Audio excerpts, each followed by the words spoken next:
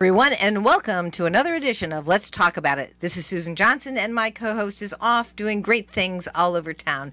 But today we have a wonderful guest, someone who does amazing work for the state of Connecticut.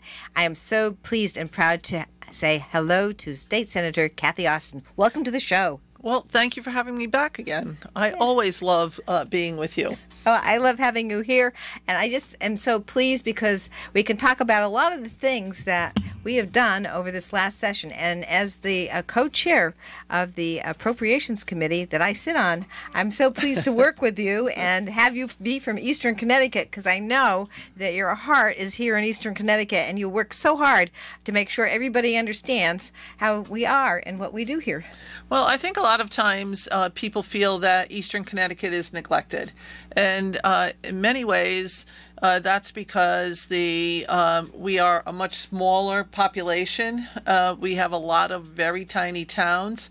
And I think that sometimes people don't realize that the needs in smaller towns are the same as the cities. And many of our towns are equally as distressed as some of the larger cities. And so we have those needs that need to happen. So it's extremely important that we say over and over again that we have needs. Exactly. And you know, it's such an interesting state because we have such a great variety of different types of municipalities. And I think that sometimes when I go to the Capitol, a lot of people there may think that we're all the same, but we're not. We're all very different 169 towns. 169 towns with 169 different personalities. Exactly. And 169 different types of town governments, 169 different types of economies and demographics. We have differences all the way through the state of Connecticut that are very, very different. And when you go from Eastern Connecticut to Southwestern Connecticut, boy, is there a difference there. There is an absolute difference between Eastern Connecticut and Southwestern Connecticut. There's absolutely a difference there. Exactly. And so those are the things I think that people get used to the idea of where they're living. And, you know, I've often said that sometimes take a look at the town next to you. Look at the type of government. Look at the economics. Look at what's going on in that next town. Does it look anything like your town? And look at the structure of the town. They're all different, every single one of them, and that's because we've got that nice Home Rule Act. Well, we got rid of county government a number of years ago, back in the 1960s, give or take. And when we got rid of county government, we said that we did that so that there would be home rule with the 169 municipalities. Most other states have county government, and they have county government for very specific reasons because they can take on some of the regional projects like upgrades to water and sewer, like road repairs or school construction. All of that would not fall on the backs of the state. It would fall on the backs of county government, and that would make a significant difference in what we do relative to the cost of things. Absolutely. And the only way that I can see that we could ever remedy something like that is to make, collective agreements with the regions and make sure, these are things that, of course, would have to be done in a way that everybody agreed to, nothing forced. But on the other hand, I think that educating people as to how much they could save with those agreements, I think would be a great thing. I do think it would be a great thing. And the Council of Governments do very good work. And they are really a regional organization that is looking at a lot of different regional impacts to the municipalities that would be very good. And I think that they do it. They're the model that we should follow and increase what they can do. Mm-hmm. I think that that's something that would be really good. Yeah, I think that is. I know we've been moving in a very slow and methodical way towards doing that and getting people used to the idea who are the leaders in the towns and who are in the councils of state government. And I know since I was, since Brendan Sharkey anyway, who had the more commissions that I sat on for education, the municipal opportunities and regional efficiencies groups. I mean, I went to the education ones, the insurance ones. I went to a lot of those different things all summer long for 2 summers doing that work. And, a lot of of people do want to work together, but it's the differences are so amazing that it's really hard to get some of those things coordinated. Now, here in Windham, we have done a little bit of that with sharing some of our help here with respect to our computers or working together with tax collection, those kinds of things. So that's a good start. It is. I know that Windham works with the town of Scotland, for example. Yes. And I think that that's a great thing, because if we can help out our respective communities, not only does it help out the community, it helps out the taxpayers in those respective communities too. And that's really the goal, is to make sure that we're doing whatever we can to lessen the tax burden on people. Exactly. And when you get to work with people, you get to know them, and then you get to understand what they do, and you get to know a little bit more. It builds up some relationships, I think, that you might not ordinarily have. Right. And it's always good to listen to how other people are dealing with things. It really is. Yeah, I think it's that understanding. So I've said that a few times, but I need probably to say it a lot more and get that information out, because then we go on to our own forms of government. And right here in Windham, we have a very complicated system, and I just will go into that for a second, because here we are, the town of Windham, the service district of Willimantic, the villages that have their own taxing district, and we have paid police fire here in Willimantic, and they have the volunteer wonderful volunteer fire people as well. Wonderful, of course, paid firefighters here in Willimantic. And then we have the state police taking care of the villages. And we have the University of Eastern Connecticut State University police taking care of the students. 3 police forces in a town of 25,000 people. I know. That's something. Sometimes you just want to say, really, is that the best that we can do? That's something that we need to look at. I have been looking at it ever since I started as a state rep, looking to find ways to connect, and so far hasn't worked out. But anyway, everybody's doing great work. I mean, we can't be happier with the safety of the town and the way that our police and all the different police officers, whether they're state police, Eastern College police, who are also state police, or local police, Willimantic police, they're all doing excellent work, and they're keeping us safe. We have one of the highest ratings of safety of any university town. We've gotten that report from, I guess, U.S. News and World Report. So it's been a great thing to have such a great, safe town. That is wonderful to hear. And we do a lot with our police departments, whether it's state police or municipal police departments or residential state troopers. As a matter of fact, in the budget, we did put a section in to deal with rural road speed enforcement, and it allows towns of 25,000 or less that have municipal police officers, or those towns that have resident state troopers, to apply for these grants. And we have $2.6 million. This is a program that's patterned after an old federal grant that we used to get that we don't get anymore. And this will allow troopers and our police departments to apply for money for overtime for them to work and increase speed enforcement. And apparently it's something that we really need, because ever since we've had COVID, people have forgotten that they can slow down.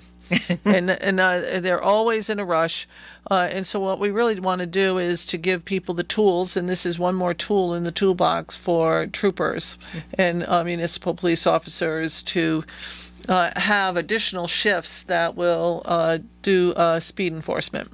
Excellent. And I know that for part of the time during COVID, we had a kind of a break because we had a lot of state police retirements. So we were down about a third of the state police force. But I think a lot of those people have been hired now. They have another class coming up in August. There's one class in right now. We just actually, Representative Walker and I spoke with the Commissioner for the Department of Emergency Services and Public Protection. And we talked to him for quite a while, and his numbers are up. So he is really, he has gotten up to, I think he's close to 900, which is a number that he feels very comfortable that he's able to do a lot of the work that he has to do. And I think that that's great. And our commissioner in emergency services and public protection is a great man who has got decades of history in law enforcement in the state of Connecticut, and I think that he's doing really great work. Yes, I think so too. And they're doing a lot of communication with all the different communities, and the task force on police reform and that sort of thing has been very, very good. Good work all the way through. One of the things, but I just have to give you and also Representative Walker praise for all the work you do. How many budgets have we gone through with with the federal money and all the different types of funding we've had from the feds, and then we have our regular funding, and then managing, making sure that we follow all the rules from on the federal level, and all the rules that we have created here in the state of Connecticut. So it's been a lot of work these last 2 years. Oh, it's been exhausting. Yes. Both Representative Walker and I, we were on another call today, just finishing up the back of the budget language, making sure that everything was recorded correctly, changing where we had put funding resources in for programs, and a bill passed. We had the bill number. We had to change it all over to the Public Act number, just more making sure that we had gotten the intent of the legislation. So that's something that I think that was really good. And we finished it up today after 4 or 5 meetings that we had, going through line item by line item again to make sure that we had correctly recorded everything. And I was very appreciative of the Office of Fiscal Analysis staff sitting through, going through everything, making sure we got it all done. It was really a good exercise in reminding us of all of the work that we had done. As a matter of fact, this budget had a lot of different programs in it that we had not been able to fund in years past. And many people think that we used a lot of federal dollars to balance the budget. We actually did not. We were using the surplus money, not the ARPA dollars. The ARPA dollars were used for one-time expenditures by and large. We were really cognizant of the fact that we wanted to make sure that we were not hurting our out-year expenditures because we were using ARPA dollars, and those are only one-time funds. Right, and that's not something we wanted to do. American Rescue Plan Act. Yes, I'm sorry. I always I use these always have to remember to say, not use the acronym, but say what it actually is. But so some of the things that we actually funded this year was daycare supports. Yes. Daycare and school readiness and early childhood. We put an additional $150 million in to increase the rates that we were paying daycare people, to make sure that we were raising the wages of those who work in the daycare system. We expect a lot from our daycare workers. They're actually the beginning parts of the educational system for our students. And so we put a lot of time and effort into making sure that we were providing them the resources, not only for wages, but also for renovations in our child care centers. We also increased the rates that would go out on a person basis, and made sure that the co-pays were not as high as they had been in the past for people who participate in daycare. And this was not just for state-operated child care centers. This was also for private sector child care centers, to provide them with some of the resources to make them successful. I just want to say thank you so much for that, because especially here in Eastern Connecticut, we really have a hard time finding daycare providers. And the other thing is, I think that the Connecticut Business and Industry Association thanks your work as well, our work, because they came to our press conference when we asked for more money. I sit on the Education Committee, as you know, and we had a press conference saying, hey, we need more money for childcare. And the co-chair of education, Representative Sanchez, of course, has been doing early childhood work most of his career. And so he was really tuned into the fact that we needed to have more money for early childhood opportunities for our students. their little ones. And so having that increase satisfied so many different aspects of our economy. So that's amazing work that we were able to do this last session. And another large policy that passed this year had to do with mental health. Not only mental health with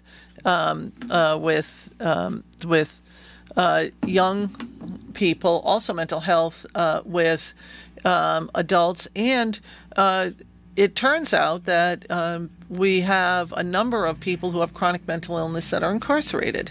And so we tried to deal with a lot of those different programs. We got a federal grant called Substance Use Disorder. That's to help out those that have opioid or some addictions. Well, we also wanted to do something for those people who have chronic mental illness and trauma, having nothing to do with substance abuse. And we were able to do that this year. This is the daycare policy and the mental health policy were two of the largest increases that we have ever done for these basic care of people. It's truly sort of the basic safety net that we have for people that just need help. And it also helps out families. So if somebody has someone who has a chronic mental illness, is a chronic schizophrenic, maybe non-compliant with their medication, to give them a resource so that they could actually figure out what they have to do, where they can go.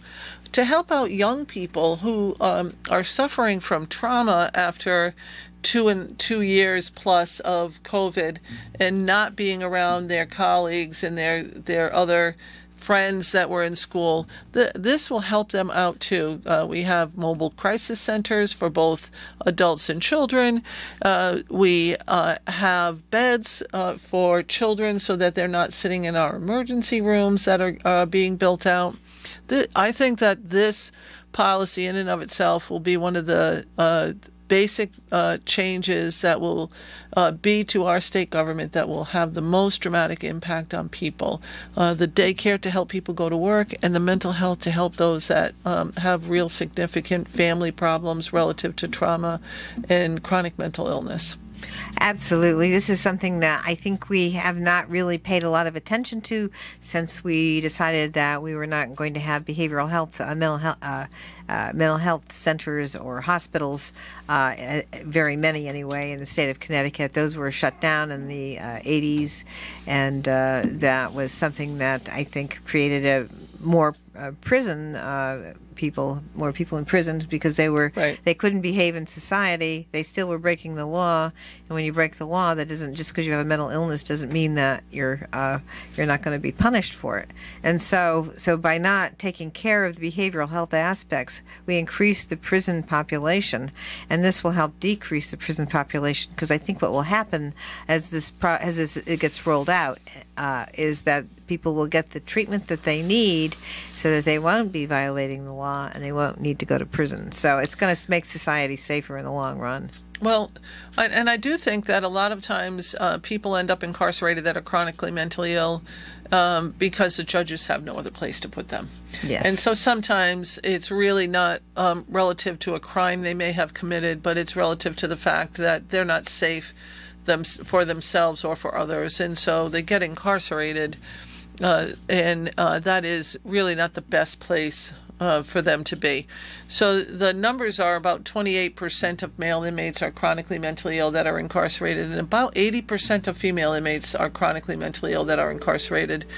That is not the best place for those folks to be, and we really need to address that issue.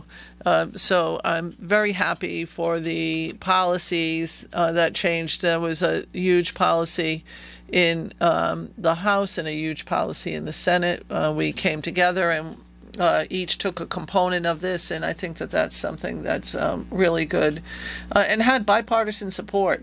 The daycare bill, the mental health bill in the House, and the mental health bill in the Senate were voted on a bipartisan basis. People were absolutely thrilled to see this worked on, and I am absolutely. I consider this a human services budget, that was helping out people on many areas that we had not had the resources to do that with. And this year we did. This year we did, and this is because of all the work that we've been doing over the last several years to straighten out the budget. Because after Rel left, there was a lot of difficulty with the fact that Roland and Rel failed to pay a lot of the bills. And when Malloy and we all got together, we worked to make sure the bills were paid, and now bills are getting paid. These things have been restructured, and we're doing better and better all the time. When Lamont came in, we had the bonding diet, which also reduced some of our costs, and now we have more resources because of all that work and all the, frankly, a little bit of suffering that we did all the way through. But we know what we needed to do, and we've been working on it, and now we're able to bring it to fruition. It's not like we haven't thought of mental health. We have, but we were finally able to get everybody to work together. And it's another thing that just goes to show you, Connecticut and our legislature, our executive branch, we do work together a lot of the time. It's about 95% of all the bills we pass are done in a bipartisan way. Correct. Bipartisan and bicameral, so supported in both the House and the Senate.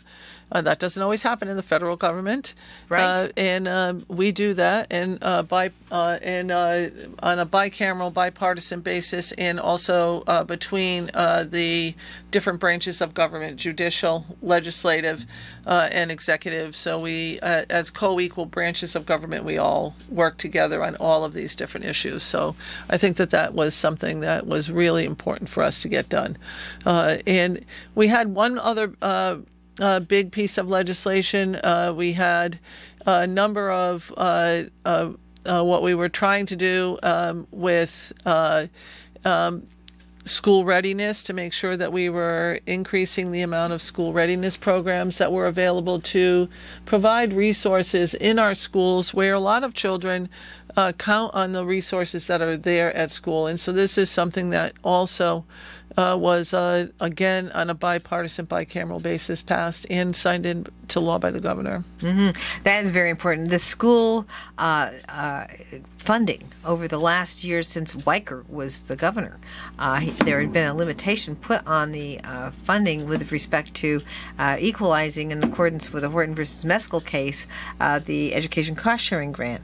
And finally, we were able to put that together, and by 2025, we're going to be there. Now, it was 2028, but now by 2025, we are going to have all the towns in accordance with the formula that the Horton versus Meskel case required. And they had to go to court twice to try and do that. And then after the 90s, nobody went back to court. We had those crashes, and nobody actually followed through to try and make sure that was done until the Connecticut Coalition for Justice and Education funding case came along, and we used the evidence to make sure that people understood the disparities between the towns in terms of the education cost-sharing grants, and we finally were able to equalize that, which is just fabulous, and I'm very thrilled about that because it's really helped the towns that have been underfunded for years and years, and they were about, I'd say it was almost 50-50 that the towns, half the towns were getting more than they should have, and the other half were getting less than they should have. So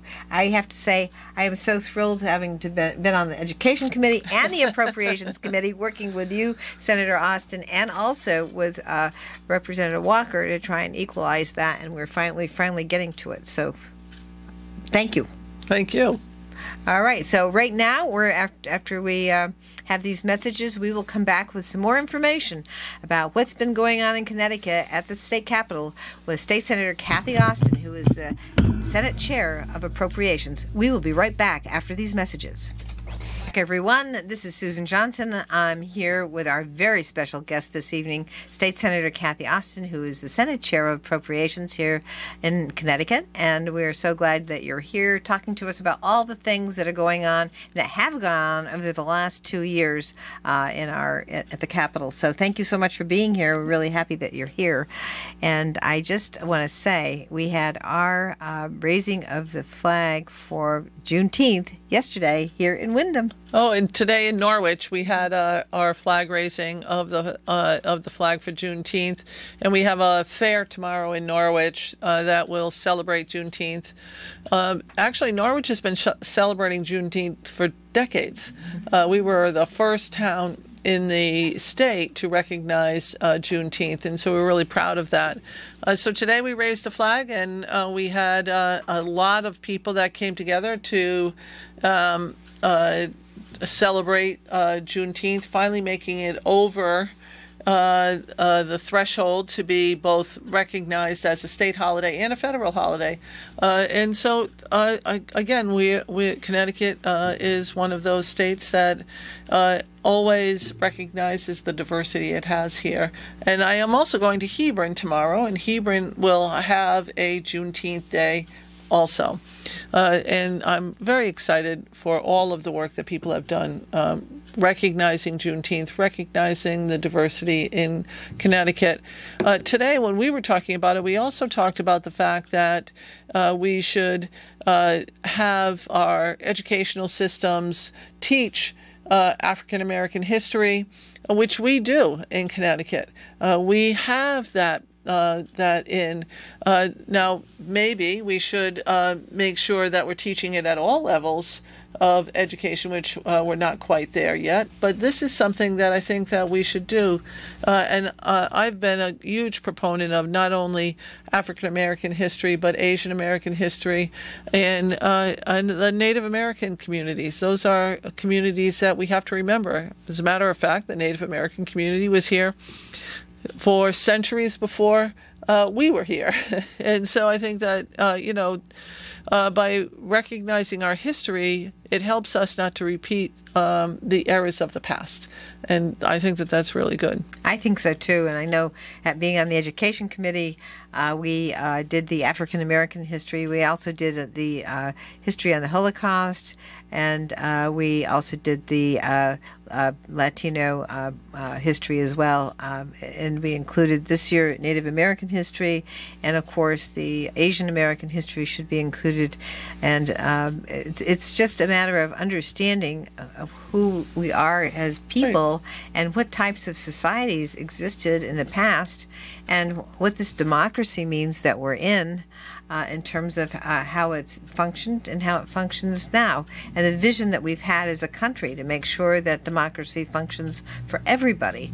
And so teaching these things, how we came together to create this country, how we have such diversity all throughout, and whether you look at, there's 9 different places in this country, different types of demographics, economics, geography, all these things work together to create cultures that, because we've got such a vast country here, such a vast and beautiful country, and we still have so many opportunities for people here that in other places where it's more crowded they don't have. But to have an understanding of how we've evolved in this rather short time that we've been here, but also understanding what was going on in the culture and the means of the economy of the Native Americans is also something that is very, very important to understand how people live. And it also, I think, helps people really get into the different types of things that we must do to survive, like agriculture, understanding how that works, and understanding how it was used before in a less densely populated area, how the Native Americans used it, versus how we have corporate agriculture now, and how we control those types of things. So there's a lot that goes into understanding these things, these different cultures, these different types of people that come together to create our country and this democracy. Right. And I've always been a huge proponent of teaching civics in school, and I think that that's really a basic that we have to make sure that people understand how the government works, make sure they understand all of that.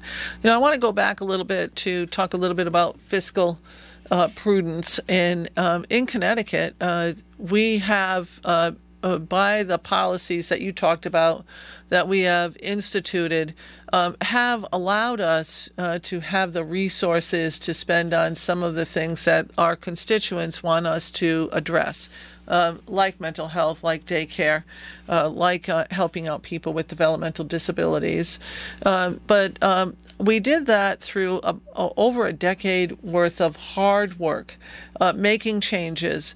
A Tier 4 employee, state employee now, we're down to, we're paying less for payroll today than we did a decade ago.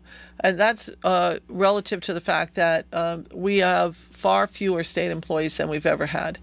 So there is that component. We've changed around our health care. We are paying less for health care than we did before. And we still are providing people with the benefits that they need for health care. And we're starting to pay down our pension. And that, to me, is number one on whatever we can do, because that was a 70-year debt that we had that we were not paying down. And we've had, there will be 3 payments now. I remember so clearly when we were putting an additional $63 million into our pension plan, and I thought, wow, this is starting to show that our policies are making changes, and it's actually working. And it's always good to see something actually work and get through. Now, we also, last year, we put $1.6 billion into the pension fund. I know. Oh my God. I was like, celebrating. Holy moly. This was just such a wonderful thing to do. And this year, we're going to put $3.58 billion. Isn't that amazing? It is truly amazing. Wow. And by doing that, it drops down our yearly costs for the actuarial amount of the pension. Yes. And most recently, the comptroller came out with a policy on health care, and we're going to save, this year we'll save some $60 million in health care costs, and next year $122 million, and the year after that $129 million. That shows that being frugal, looking at policies, making decisions, actually makes a big difference in what we can do in state government, and also shows what we can do relative to making people safer, making their educational resources better, making sure that we have affordable housing. These are things that we can do because we have the dollars to do so, based on the fact that we made these changes about a decade ago, actually a little bit more than a decade, and we've stuck to the plan. We've actually stuck to the plan. And we're 25% of the way there to fully paying off our unfunded liability. I think that is just phenomenal. Such a relief. I mean, is. My gosh, I couldn't believe how hard it was when I took a look at all we owed when I first got to the Capitol.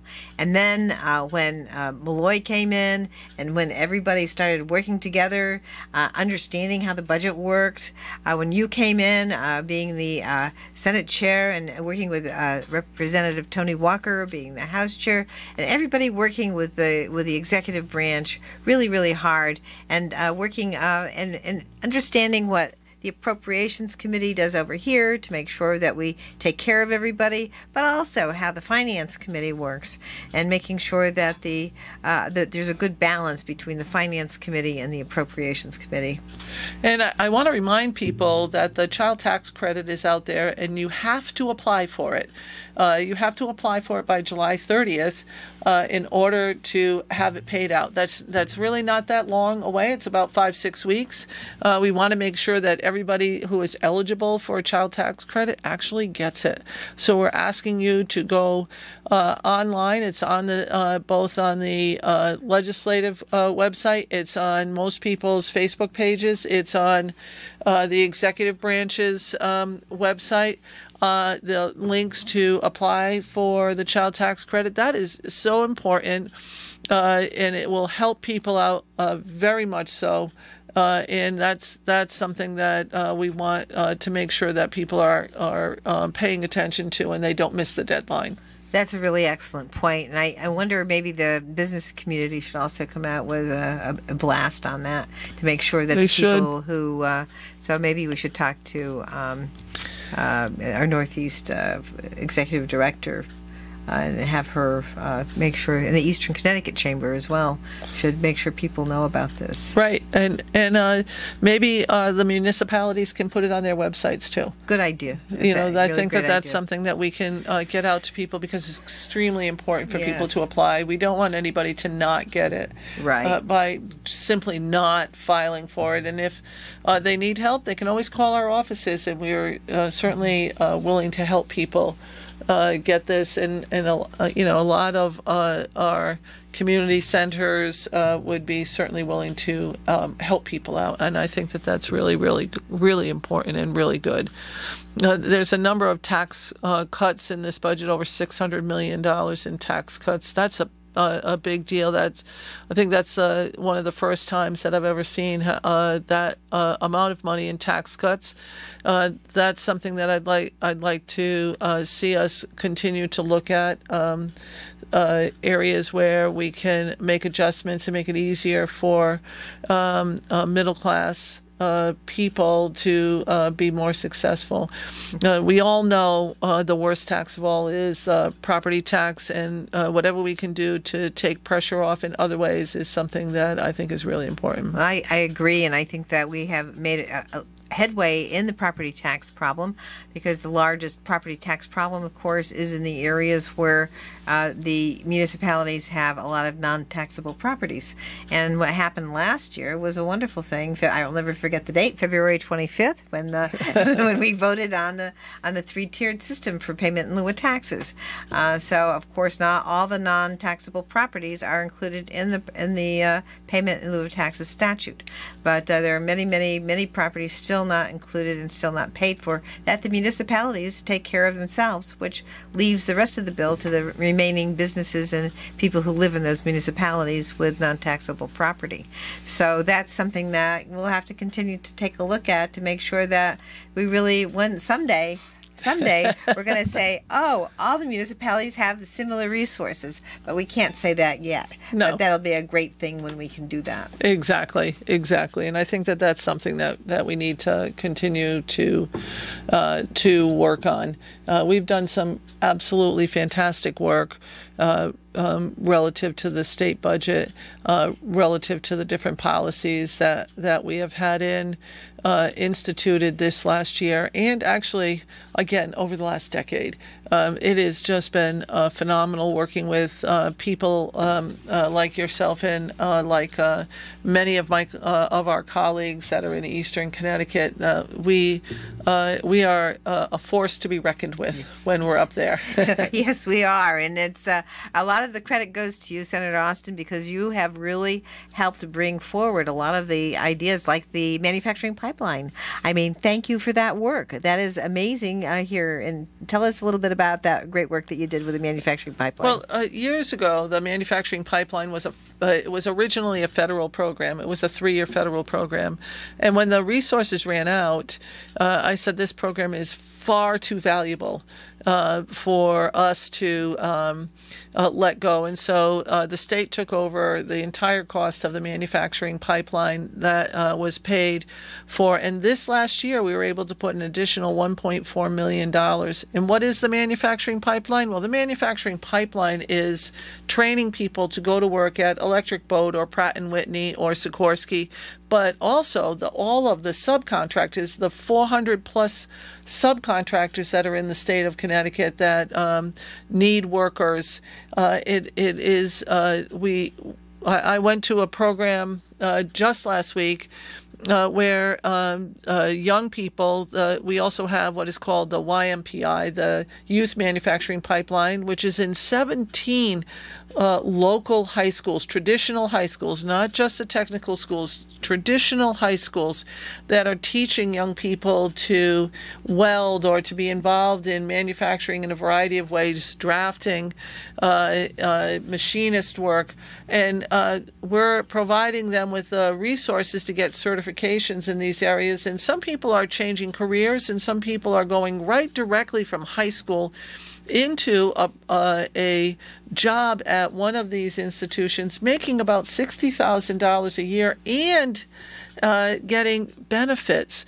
So I asked an interesting factoid, and I'm so excited about the manufacturing pipeline because not every young person is interested in going to college, and not every young person is interested in going to into the military. And so we don't want everybody, all due respect to McDonald's, I think McDonald's is a good job, but we want people to have a middle class job, and that's what manufacturing is. It's a good, solid middle class environment, and that is so exciting. So Electric Boat does an annual report where they invite all the local legislators. And we, the last couple have been by Zoom, but I'm hoping that we get back to in person there too. The last couple of years, one factoid that has been coming up is how many workers have children between the ages of 0 to 5. And that number has increased as the population of workers is getting younger, and because the older employees are retiring, and because the number has increased from about 7,000 or 8,000 about a decade and a half ago to over 18,000 now, and they're looking to go over 21,000 this year. And they have young people that are getting married and having children and buying homes and buying a new car, because they're making a living wage, a good middle class wage, and they have no debt. Because they did not go to college again, college for some people is an excellent way to go. We do need doctors, we do need engineers, but we also need people to do machinists and welding and a whole host of other things. So that program is a great program. And interestingly enough, the Norwich, New London labor market had the largest increase of all of the labor markets. So it's a fabulous thing, and it's amazing work that you've done and that we've been able to do together to have that manufacturing pipeline work for us here in Eastern Connecticut. It really has made a huge difference. And I know that we have had early college opportunity here. We're creating a situation now so students can actually get community college for free, yep, which is also going to help. And some of those community colleges do help with manufacturing training for getting into the pipeline, getting the kind of jobs that will pay very, very nicely. And so that helps. And when they say, well, what about the college system? And I say, well, if you get free community college, then you can go on to get your bachelor's degree, and that helps the college system. So it really is a great all the way around type of thing that we can do. And we're winding up to our last couple of minutes, Senator Austin. So could you just tell us a little bit about some things that we didn't cover? I don't know what we didn't cover today. We covered an awful lot. Well. We hopped around quite a bit. Yes. And I just want to thank you very much for having me on. And I want to thank the people that are listening. I think that, this is such a great program, and it gets real information out to people. And I look forward to coming back again. Well, we look forward to having you here, Senator. And it's just been wonderful working with you and making sure the state is, working well, giving resources to places that really need it, and also being very fiscally prudent. I mean, we have really done a good job in the last 10 years of making sure that our state is running in a much more healthy economical way. And I'm just very thrilled to be part of that system and on the committee with you and working to make sure that we equalize all the places in our state. So this is wonderful to have you here, and this is Susan Johnson here with our State Senator Cathy Austin. She's the Senate co-chair of the Appropriations Committee and a big advocate for people here in Eastern Connecticut. And we will be right back next week with another show.